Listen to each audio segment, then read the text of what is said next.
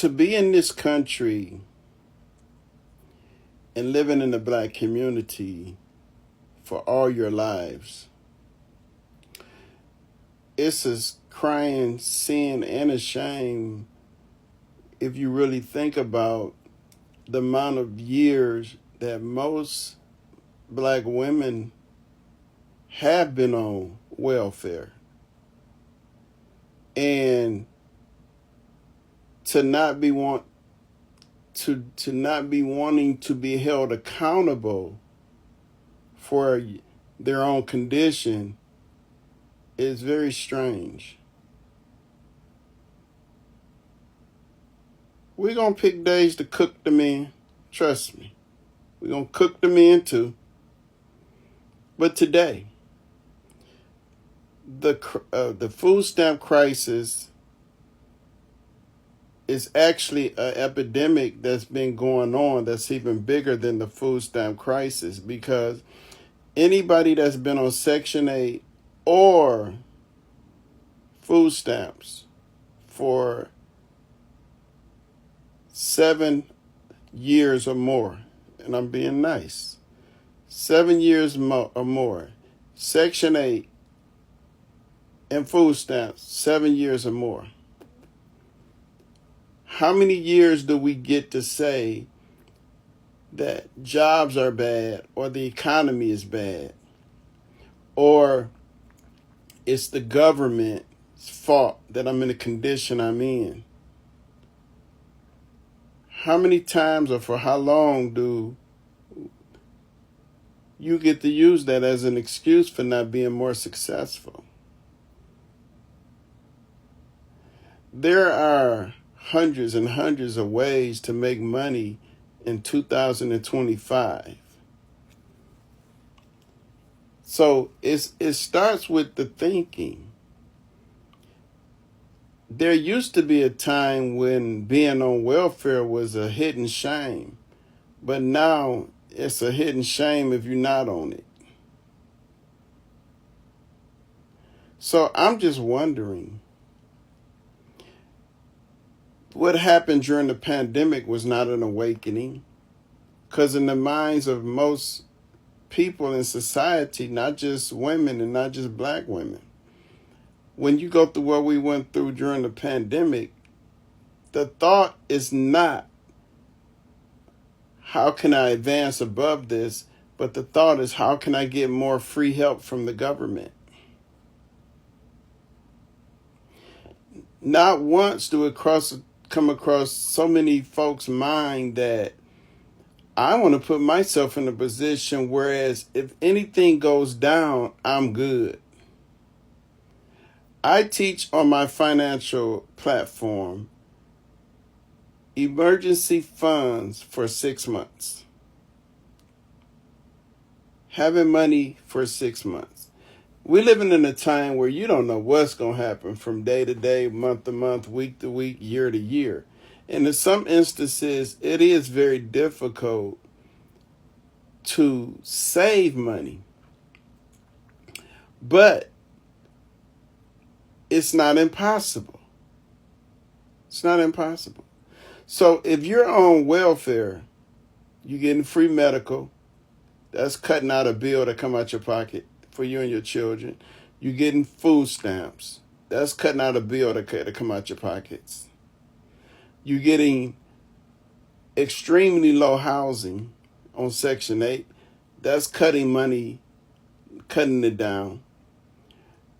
If you had the mindset for the women to become a real entrepreneur and not just a hustle mind, but an entrepreneurial mind, where you look at what you do as a real income generating business, that you can take that business and elevate it from level to level, whereas you see yourself in a position where you get 6 months of emergency funds saved, whereas you have a mindset to own assets, appreciating assets, where you have a mind to get your credit together. Because with your credit, you can go far. You can accomplish a lot with good credit. business credit and personal credit, where you will learn how to use life insurance at an early age to build wealth. So many don't even know nothing about that. Whereas you decide that I don't want to have a house on Section 8 where I'm paying less than $300 a month, some less than $100. Instead of staying on that for 10 years, do you know that's 10 years you're behind in where you should be in life? Because every 5 years you should be elevating in life. Every 5 years there should be growth in many areas of your life.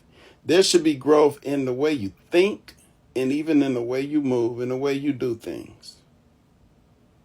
It should not be history repeats itself in your life. Many folks are where they're at. Our sisters especially. I'm going to cook the men later. Our sisters are where they're at because of their mindset. How could you not see a problem with being on social services, welfare, FIA, 10 years straight, and some longer than that, and you don't see a problem with that? You mean to tell me no time within there did you catch a miracle, or did God allow you to catch a break where you can actually do better in life instead of just getting by? Do you know how bad that looks to be on welfare in Section 8 for 10 plus years, even 5 plus years? You don't even have a mindset of ownership at all. But you actually sitting around waiting on them to increase your little benefits of free this and free that. And so what about as you go into your 30s and as you go into your 40s and as you go into your 50s, you are okay with not owning anything? You are okay with not having any wealth in your bank account or no assets? You don't own nothing. You never really bought nothing. The farthest you ever got was a job to pay you money and the ability to buy a car and pay for the insurance. And that's it. In apartment living. Black women love apartments. They love apartment living. Forget a house. I'll just live in an apartment the rest of my life. Never elevate. Never see any real money. Never see any real success.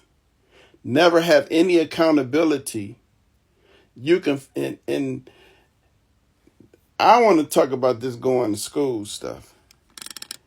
I've never seen so many people go back to school for some of the most ridiculous degrees. When they call off the degree, your degree, it's like you went and got a degree that allows you to work in the candy store and sell candy.